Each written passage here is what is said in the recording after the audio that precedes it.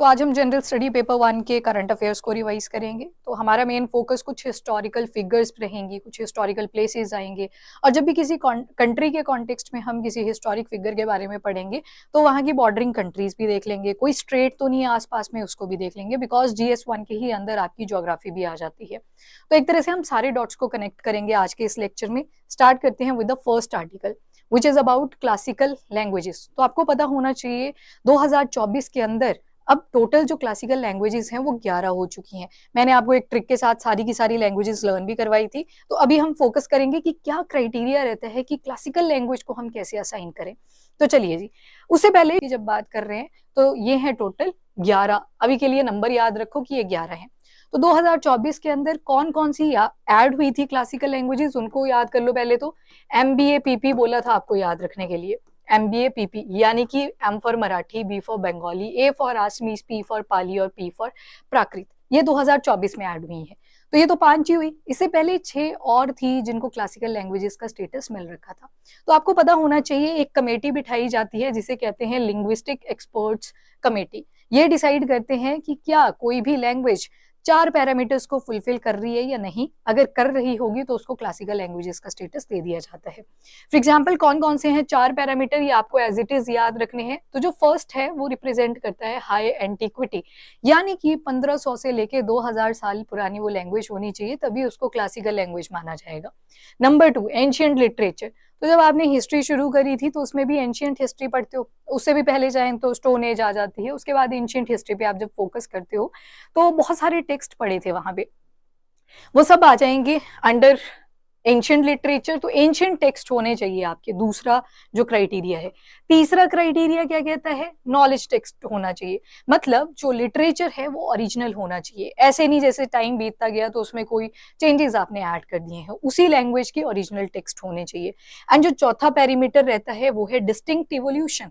बेशक आज के मॉडर्न एरा में थोड़े से चेंजेस आए हों, पर जो पुराना इतिहास था उसी के बेसिस पे वो लैंग्वेज होनी चाहिए। मतलब जो लिटरेचर है उसका इवोल्यूशन डिफरेंट होना चाहिए आज के टाइम पीरियड से। तो ये 4 पैरामीटर्स हैं जिनके बेसिस पे कोई भी लैंग्वेज क्लासिकल लैंग्वेज डेजिग्नेट करी जा सकती है। अब देखो 2004 में पहली जो क्लासिकल लैंग्वेज थी वो थी तमिल। तो ये तो 2004 में ऐड होगी थी, पर उसके बाद क्या हुआ था, ये जो आपने पीछे क्राइटेरिया देखा ये 2005 के अंदर रिवाइज करा गया था, ताकि बेटर अंडरस्टैंडिंग बन सके कि कैसे हम किसी भी लैंग्वेज को क्लासिकल लैंग्वेज का स्टेटस देंगे। तो ये 2005 के पैरामीटर्स हैं। खैर 4 में किसको दे दिया था, तमिल को दे दिया था।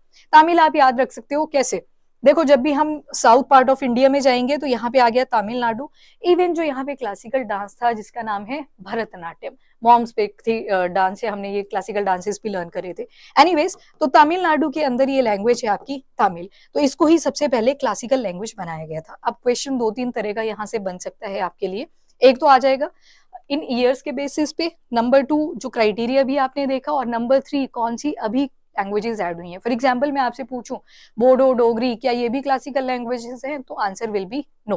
ठीक है, वैसे मैं आपसे पूछूं सिंधी, सिंधी बेशक आपकी शेड्यूल लैंग्वेज है पर वो क्लासिकल लैंग्वेज नहीं है। ठीक है, तो ये सारी चीजें आपने ध्यान में रखनी है। अब देखो इसी ट्रिक से मैंने पहले भी आपको लर्न करवाया था। तो कौन सा है, most of Bengal people KTM, पर का PA उठा लो। ठीक है, मोस्ट से आ जाएगी आपकी M for Malayalam, O for Odia, S for Sanskrit, T for Tamil. अभी सीक्वेंस में नहीं है ये कौन सी लैंग्वेज कौन से ईयर में ऐड हुई उसके ऊपर हम फोकस नहीं कर रहे। अभी बस याद करो most of Bengal people KTM पर। फिर उसके बाद बंगाली, बंगाल से बंगाली आ जाएगा, पीपल से P उठा लो, पाली आ जाएगा, K से आ गई कन्नड़ा, T से आ जाएगी तेलुगु, M से आ गई मराठी, और पर से PA उठा लिया आपने तो प्राकृत और आसमीज। ये टोटल आपकी होगी 11 क्लासिकल लैंग्वेजेस। पर आपसे जो सवाल पूछा जा सकता है वो ईयर के बेसिस पे हो सकता है। तो यहाँ पे मैंने आपको एक चीज बता दी, 2004 में कौन सी ऐड हुई थी, तमिल ऐड हुई थी। फिर 2005 में क्राइटेरिया दोबारा से रिवाइज करा गया था कि क्या क्या पैरामीटर्स होने चाहिए। फिर 4 पैरामीटर डिसाइड हुए थे। उसके बाद जैसे ही वो रिवाइज करेंगे तो 2005 में पुरानी लैंग्वेज आपको संस्कृत भी लग जाएगी। ठीक है, संस्कृत का भी ओरिजिन बहुत पुराना है। तो यहाँ पे आ जाएगी दूसरे नंबर पे जो क्लासिकल लैंग्वेज डेजिग्नेट हुई थी, दैट वाज संस्कृत। अब जो डायरेक्टली आप याद करोगे वो ओडिया को करोगे। पहले तो ओडिया अगर देखोगे तो ये 2014 में ऐड हुई थी। तो देखना पहली जो थी और जो छठी थी उनके बीच में 10 साल का गैप था, ये ऐसे याद रख लेना इसको। ठीक है। और उसके बाद संस्कृत हो गया 2005। उसके बाद जो तेलुगु और कन्नड़ा थी, इन दोनों को ही 2008 में क्लासिकल लैंग्वेजेस का स्टेटस मिला था। And then comes to Malayalam, Malayalam को ऐड करा गया था ईयर 2013 में। तो that's how you can remember all the classical languages. Question अब जो भी आया आप यहाँ से अटेम्प्ट कर सकते हो। याद रखिएगा, क्लासिकल लैंग्वेजेस और शेड्यूल लैंग्वेजेस दोनों में डिफरेंस हमने देखा, वो ऑफिशियल लैंग्वेजेस हैं जो 22 हैं। चलिए जी, next important personality Shri Narayana Guru. 1845 इनका बर्थ ईयर है और डेथ ईयर इनका 1928 आ जाएगा। इनकी भी जैसे बर्थ एनिवर्सरी होती है, किसी की भी डेथ एनिवर्सरी होती है, तो उनके ऊपर जो इंपॉर्टेंट लीडर्स होते हैं वो उनको रिमेंबर करते हैं, होमेज ट्रिब्यूट करते हैं, तो इसी वजह से न्यूज में आ जाते हैं। पर इनकी कॉन्ट्रीब्यूशंस काफी ज्यादा इंपॉर्टेंट है अपने लिए। जैसे श्री नारायण गुरु जी की बात करें तो सबसे पहले तो इनका बर्थ कहाँ पे हुआ था, तो केरला का तिरुवनंतपुरम लोकेशन में इनका बर्थ हुआ था। फर्स्ट चीज जो आपको याद होनी चाहिए श्री नारायण गुरु जी के बारे में। अब यहाँ पे लिखा है कि ग्रेट सोशल रिफॉर्मर हैं केरला से। अब अगर आप टाइम पीरियड नोटिस करो 1845 टू 1928, मॉडर्न एरा चल रहा है, तो सोशल रिफॉर्मर काफी ज्यादा आएंगे। दूसरा जो मेन इशू हुआ करता था that was related to caste, ठीक है। कास्ट क्लास इन सब में डिफ्रेंसिएशन हो रखी थी। जैसे कास्ट तो वर्ण सिस्टम से ओरिजिनेट हुआ था, वहीं पे दूसरी तरफ अगर क्लास की बात करें तो हाई क्लास लो क्लास, ये पैसे के पैरामीटर पे होती है। आपके पास कितनी दौलत है उसके बेसिस पे आपकी क्लास डिसाइड होती है, राइट। तो दोनों डिफरेंट टर्म्स है। तो यहाँ पे याद रखेंगे आप कि ये हिंदू कम्युनिटी से ही बिलोंग करते थे, पर ये ऐसी हिंदू कम्युनिटी जिसे सो कॉल्ड बैकवर्ड कास्ट बोल दिया जाता था। हिंदू कम्युनिटी के अंदर भी बहुत सारे स्ट्रेटिफिकेशन है, लेयर्स हैं, और उसमें भी कास्ट के स्टेटस दे रखे थे। तो कौन सी कास्ट थी इनकी, याद रखिएगा, तियार फैमिली, इजावा थिया भी जिसे बोलते हैं, इजावा थिया, याद रखेंगे आप। सेंट भी थे ये, सीयर भी थे, फिलोसोफर भी थे, पोएट भी थे, सोशल रिफॉर्मर भी थे, और बहुत इंपॉर्टेंट मूवमेंट, जैसे एक एग्जाम्पल आप अरावीपुर मूवमेंट को याद रख सकते हो, ये इन्होंने कंडक्ट करी थी। ये एग्जाम्पल आ जाएगा यहाँ पे, कास्ट सिस्टम के अगेंस्ट थी। कंट्रीब्यूशन देखोगे तो इन्होंने एक प्रिंसिपल दिया था कि एक ही कास्ट होती है, एक ही जाति होती है, एक ही धर्म होता है और एक ही गॉड होता है for all the human beings. तो मतलब यूनिटी का एक प्रिंसिपल दिया था श्री नारायण गुरु जी ने। उसके बाद अरावीपुरम मूवमेंट, और यही साइड में आप लोकेशन देखोगे अरावीपुरम की, तो यहाँ पे शिवा का आइडल भी लोकेट करा गया है। जैसे टेम्पल्स के अंदर आप देखते हो तो यहाँ पे भी शिवा का आइडल जो है इंस्टॉल करा गया है। इससे पता चलता है सिंबल ऑफ रेजिस्टेंस कि ये कास्ट सिस्टम के अगेंस्ट है, सोसाइटी के अंदर इक्वालिटी होनी चाहिए, बिकॉज बहुत ज्यादा इनजस्टिस था बाकी लोगों के साथ। और इसके साथ साथ एक चीज आप याद रख सकते हो, दैट इज श्री नारायण धर्म प्रतिपालना योगम। ये भी इन्हीं की गाइडेंस में फॉर्म किया था। किसने किया था, तो डॉक्टर पल्पू पद्माभन। एक्चुअल जो फाउंडर हैं वो तो डॉक्टर पल्पू पद्मानभन है, बट जो गाइडेंस दी थी वो किसने दी थी, तो श्री नारायण गुरु जी ने। अब आते हैं इंपॉर्टेंट क्वेश्चन के ऊपर। जब भी लिटरेचर आता है, या तो बुद्धिज्म से आ गया, जैनिज्म से आ गया, जैसे मैं आपसे पूछूं कि इलैंगो अडिगल जी का कौन सा एपिक था, तो आपको जाना पड़ेगा सदर्न पार्ट ऑफ इंडिया। वैसे ही सत्यनारायण कौन सा था, तो मनी मेकाली आप सुनते आ रहे हो, ठीक है। इस तरह से डिफरेंट लिटरेचर्स आ जाते हैं, एपिक्स आ जाते हैं, और आपसे यूबीएससी इन पे क्वेश्चन पूछ लेता है। तो जो श्री नारायण गुरु जी थे उनका याद रखिएगा, अद्वैता दीपिका, आत्माविलासन, दैवादशकम, ब्रह्म विद्या पंचकम। तो ये सारे क्या हैं, इनके लिटरेरी वर्क्स है। अब ये एटसेट्रा जो होता है ये बड़ा डेंजरस होता है, पर आप सारे लिटरेचर्स लर्न नहीं कर सकते, जो इंपॉर्टेंट है एटलीस्ट उनको याद रखोगे। चलिए जी, नेक्स्ट देखते हैं। तो वर्ल्ड का ओल्डेस्ट कैलेंडर मिला, ठीक है। राइटिंग्स देखोगे तो काफी यूनिक सी आपको मिलेंगी। और सुनो, टाइम पीरियड जो है इसका बहुत पुराना है, नियोलिथिक टाइम पीरियड है। नियोलिथिक यानी कि न्यू स्टोन एज से जिसको आप जानते हो, जिस स्टोन एज की हिस्ट्री में हम रेवोल्यूशन भी पढ़ते हैं, नियोलिथिक रेवोल्यूशन से भी जानते हैं, क्योंकि टूल्स वगैरह काफी ज्यादा प्रिसाइज बन गए थे। अब याद रखिएगा कि ये जो दुनिया का ओल्डेस्ट कैलेंडर मिला है ये कहाँ पे मिला है, आंसर विल बी गोबेक्ली तेपे, जो कि एक एंशियंट साइट है तुर्की में। ये वही तुर्की है जिसका कैपिटल आ जाएगा अंकारा, ठीक है। इसके बारे में बात करते हैं, पहले तुर्की को थोड़ा सा एनालाइज कर लेते हैं। जैसे कि मैंने बताया था हम कनेक्ट करके ही चलेंगे, पहला आर्टिकल हमने देखा तो उसको पॉलिटी के साथ कनेक्ट किया, अब ये जो आर्टिकल आएगा इसको ज्योग्राफी के साथ कनेक्ट करेंगे, because that is again a part of GS paper 1। तो ये तुर्की का पूरा पार्ट है। जो एक इंपॉर्टेंट फीचर है तुर्की के बारे में वो ये कि ये जो मेजर पार्ट है वो एशियन कॉन्टिनेंट में है, ठीक है, एशियन कॉन्टिनेंट। पर ये इस्तांबुल वगैरह का जो एरिया है, काफी पॉश एरिया यहाँ पे आपको मिलेगा तुर्की का, तो that is located in European continent, ठीक है। फिर हमने देखी थी स्ट्रेट क्या होती है, एक नैरो वाटर बॉडी जो दो बड़ी बड़ी वाटर बॉडीज को आपस में कनेक्ट करती है। तो इसको अगर आप नोटिस करोगे तो ऊपर की तरफ ब्लैक सी है, यहाँ पे सी ऑफ मार्मरा है, और यहाँ पे सी ऑफ एजियन है, एजियन सी भी जिसे कहते हैं। सबसे पहले आया ब्लैक सी, बड़ी वाटर बॉडी, ये आ गया सी ऑफ मार्मरा, इसको याद रखिएगा, सी ऑफ मार्मरा। इसके ऊपर क्वेश्चन भी पूछा था आपके पंजाब के पेपर में। और देन थर्ड नंबर पे है यहाँ पे, दैट इज सी ही है अगेन, कौन सा सी है, तो याद रखेंगे आप एजियन सी है।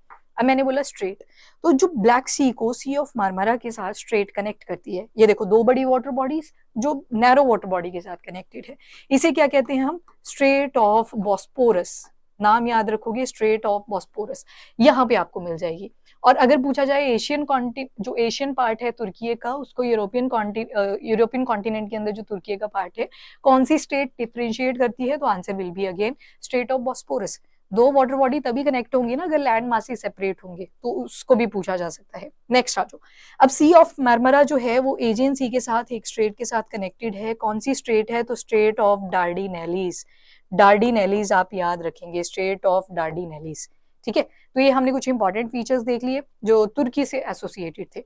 उसी के साथ साइड में देखो अब कौन कौन सी बॉर्डरिंग कंट्रीज है, तो यहाँ पे तो ग्रीस आ जाएगा।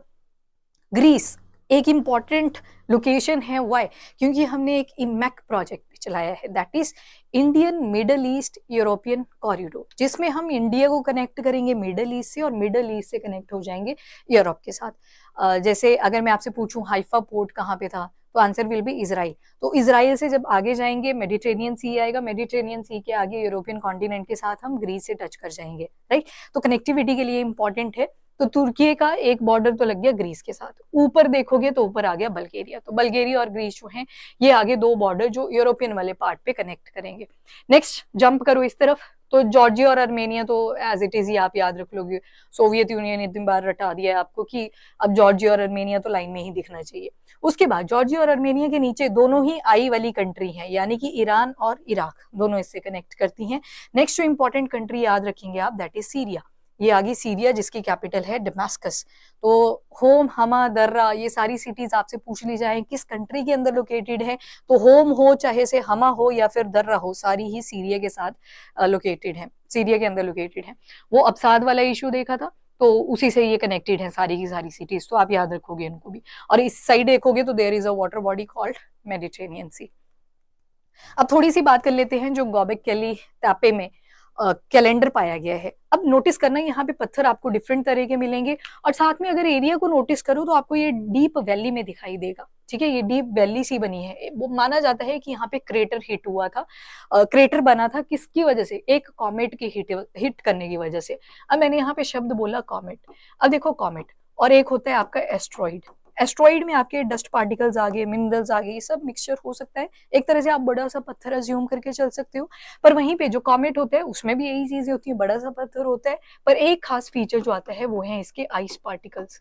यहाँ पे आपको आइस पार्टिकल्स भी दिखेंगे, ठीक है। तो कॉमेट हिट हुआ था और ये डिप्रेशन सब फॉर्म हो गया था, और यहाँ पे बाद में जो नियोलिथिक पीरियड के टाइम पे हंटर एंड गैदरर्स हुआ करते थे, उन्होंने ये पत्थर यहाँ पे लोकेट करे थे। कुछ पत्थर आपको रेक्टेंगुलर शेप के मिलेंगे, कुछ ओवल शेप के मिलेंगे, सर्कुलर मिलेंगे, तो डिफरेंट टाइप की शेप्स आपको इन पत्थरों की मिल जाएगी। अब इन्हीं के ऊपर वो राइटिंग्स हैं जो स्टार्टिंग में यहाँ पे देखी ना आपने, ये सारी राइटिंग्स, तो ये कैलेंडर बना रखा है प्रॉपर तरीके से। अब इस कैलेंडर की जो डिपेंडेंसी है वो किस चीज के ऊपर है, तो याद रखोगे कि सूर्य और चंद्रमा की मूवमेंट पे इसको बनाया गया है। सूर्य और चंद्रमा की मूवमेंट पे, सोलर एंड ल्यूनार जो उनकी मूवमेंट होती है उनके बेसिस पे ये कैलेंडर डिजाइन करा गया था। उसके अलावा एस्ट्रोनॉमी के हमें एक पर्सपेक्टिव देता है, काफी इंपॉर्टेंट, बिकॉज स्टोन एज, पाषाण युग की बात हो रही है यहाँ पे। थोड़े से और फीचर अगर देखोगे तो यूनेस्को वर्ल्ड हेरिटेज साइट में भी ये इंक्लूडेड है। और कितना पुराना है, तो इतना पुराना है कि हमें स्टोन एज में जाना पड़ा। स्टोन एज में तीन पीरियड थे, पेलियोलिथिक एज थी, ठीक है, जिसको हम ओल्ड स्टोन एज भी बोलते हैं, और इसमें भी फिर अपर आया था, मिडल आया था, लोअर आया था, वो सारे पीरियड्स थे। फिर पेलियोलिथिक के बाद आया मेसोलिथिक, देन आया आपका नियोलिथिक पीरियड। जो नियोलिथिक पीरियड है उसको हम बोलते हैं न्यू स्टोन एज, तो इसी में ये मिला था। रेक्टेंगुलर मेगालिथिक स्ट्रक्चर, मेगालिथिक का मतलब है यहाँ पे कि बड़े बड़े पत्थर हैं, मेगा मतलब बड़ा है कोई चीज, और लिथिक मतलब यहाँ पे स्टोन से रिलेटेड है। और कितना पुराना है, तो 9600 टू 8200 BCE अप टू, देखो 0 AD आ गया, उससे पीछे को तो हमें उल्टा ही काउंट करना पड़ेगा। तो this is the time period जब ये कैलेंडर बनाए गए थे, तो काफी इंपॉर्टेंट है, answer will be Turkey country पूछी जाए, और अगर वहां पे भी स्पेसिफिक पूछा जाए तो गॉबेक्ली तापे याद रखना है।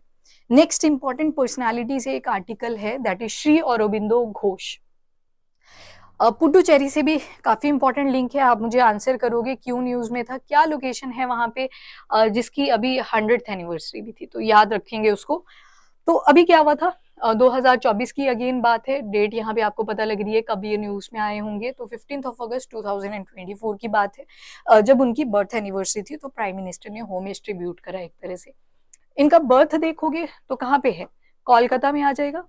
वेस्ट बंगाल की बात होगी, इंडियन नेशनलिस्ट थे, पोएट हैं, फिलोसफर हैं, योगी हैं, और यूथ क्लब है एक जिसका नाम है अनुशीलन समिति, अनुशीलन समिति के ये फाउंडर भी हैं।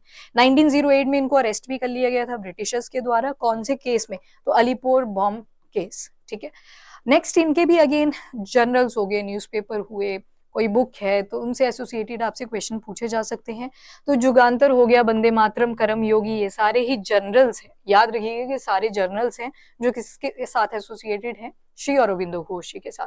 1926 में श्री अरबिंदो आश्रम भी एस्टेब्लिश करा गया था पौंडीचेरी में, इसी आश्रम से रिलेटेड वो न्यूज थी। एंड बुक्स कौन कौन सी हैं, तो life divine, Savitri, essay on Gita, synthesis of yoga और defence of Indian culture. Next very important article I would say, Indian Ocean के अंदर जो ज्योग्राफिकल फीचर्स होते हैं उनका नाम रखा गया है चंद्रगुप्त मौर्य, अशोक का, और साथ में कालपत्रु वृक्ष के ऊपर। पहले तो ये लोकेशन आपको ध्यान से समझनी है, देखो दिस इज इंडिया, नीचे आगे इंडियन ओशन, ये इस डायरेक्शन में आपको मिलेंगे, जो अभी मैं बोल रही हूँ ना ज्योग्राफिकल फीचर। अगर ज्योग्राफिकल फीचर देखने हैं तो हम जब अपने कॉन्टिनेंट और ओशनिक क्रस्ट को देखते हैं तो बड़े सारे फीचर होते हैं अंदर, जैसे सी माउंट बन गई होती है, जैसे वॉल्केनिक इरप्शंस अर्थ के लैंड मास पे हो रही है, वैसे ही तो नीचे भी तो हो रही है ओशनिक क्रस्ट के ऊपर। तो यहाँ पे भी जब वॉल्केनो बनते हैं, पर वो पानी के नीचे जब है, जब तक वो पानी के नीचे है उसको हम सी माउंट बोल देते हैं। वैसे ही कुछ ऐसे भी मिलेंगी आपको फिगर्स जो ऊपर से कोन शेप नहीं है प्रॉपर, पर यहाँ से आपको दिखेगा जो सरफेस है दैट इज वेरी फ्लैट, इसको हम बोल देते हैं गायट। उसी तरह से कुछ रिजेस बनती हैं, रिजेस कैसे बनेंगी, अगेन मैं इसको अगर कॉन्टिनेंट मानूं, इसको ओशन मानूं, तो प्लेट्स होती हैं कहीं जगह पे टकरा रही है, कहीं जगह पे एक दूसरे से दूर जा रही है, जहां पे टकराएंगी उसको हम बोलते हैं कन्वर्जेंस। जहां पे भी कन्वर्जेंस होती है वहां पे बनते हैं ट्रेंच। ट्रेंच आपको ये वाला दिख जाएगा, जैसे मरियाना ट्रेंच आपने सुन रखा है, जिसका deepest point is challenges deep. तो अब याद रखना ये जो ट्रेंच होता है ये कन्वर्जेंस से बना, काफी डीप होता है। वहीं पे कुछ बनती हैं आपकी मिड ओशनिक रीजेस।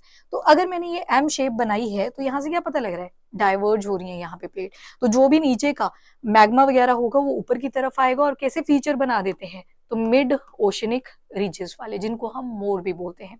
तो बस कुछ ऐसे ही फीचर्स हमें इंडियन ओशन के अंदर भी मिलते हैं, जिनका इस बार हमने नाम रखा है कुछ इंडियन हिस्टोरिकल जो फिगर्स हैं उनके ऊपर, और कुछ इंपॉर्टेंट ट्री जैसे कालपत्रु वृक्ष मैंने बोला। अब ऐसा नहीं है कि ये पहली बार रखा गया है, इससे पहले एक गाइड मिला था, उनका नाम पनिकर के ऊपर रखा गया था, ठीक है। कैसे रखते हैं वो आपको जानना जरूरी है। तो फर्स्ट ऑफ ऑल यही लोकेशन रहेगी। जो पहले और तीसरे नंबर पे फीचर मिला है वो दोनों ही क्या है, तो रीजीज हैं, याद रखना ये रीजीज हैं। और जो बीच में मिला है वो सी माउंट है। अब इसको एक स्टोरी के साथ याद करते हैं। जो चंद्रगुप्त मौर्य हैं वो अपने पोते के साथ जाते हैं कालपत्रु वृक्ष देखने, रह जाएगा याद, ये चंद्रगुप्त मौर्य रिज आ जाएगी यहाँ पे, ये आ गया अशोकन सी माउंट, और ये जो आ जाएगा ये है आपका कालपत्रु रिज। तो पहली और तीसरी दोनों रीजेस हैं, बीच में आ जाएगा सी माउंट जो अशोका जी से रिलेटेड है। ओके उसके बाद नेक्स्ट जो आपने ध्यान में रखना है, इनकी डायरेक्शन मैंने आपको बता दी, इसी डायरेक्शन में आप याद रखोगे। नाउ यू कैन अज्यूम इस तरफ नॉर्थ है, इस तरफ साउथ है, इस तरफ ईस्ट है आपका, इस तरफ वेस्ट है। तो आपका जो ये वाला पोर्शन है that is Chandragupta Mauryan ridge, अगर इनको डायरेक्ट करो आप सेंटर में सी माउंट को लेके, तो ये आपका आ जाएगा बिल्कुल नॉर्थ ईस्ट में, ये साउथ वेस्ट में है, और ये बिल्कुल सेंटर में आप अज्यूम करके चल सकते हो। तो you can locate them very well. और मैं नीचे को ही ड्रॉ करा है, मतलब यही लोकेशन है इनकी, ये देख लो एक बार, ये वाला जो फॉर्मेशन है दिस इज चंद्रगुप्ता रिज, ये है अशोकन सी माउंट, और ये है कालपत्रु रिज, ठीक है। बाकी इंडियन ओशन के पार्ट में देखोगे तो ये आ गया इंडिया, यहाँ पे है इंडियन ओशन, बिल्कुल साउथ वेस्ट पार्ट में आपको ये तीनों लोकेशंस मिल जाएंगी। अब देखो कौन इन नाम को असाइन करता है, तो सबसे पहले तो ये डिस्कवर भी होनी चाहिए कि नीचे सी माउंट है, गायट है, क्या चीज प्रेजेंट है। तो national centre for polar and ocean research ने ये डिस्कवर करा।